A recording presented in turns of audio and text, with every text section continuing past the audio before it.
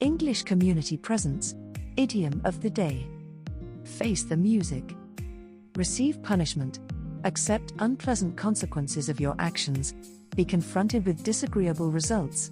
Accept criticism for something that you have done.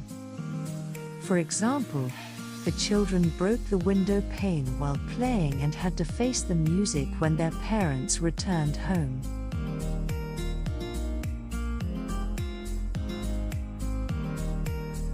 Second example. Having failed his English test, he had to go home and face the music.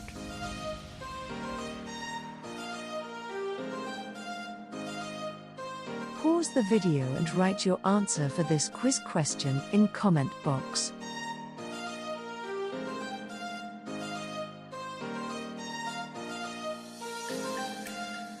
Thanks for watching video. Subscribe our channel. What do you want us to feature next? Comment below.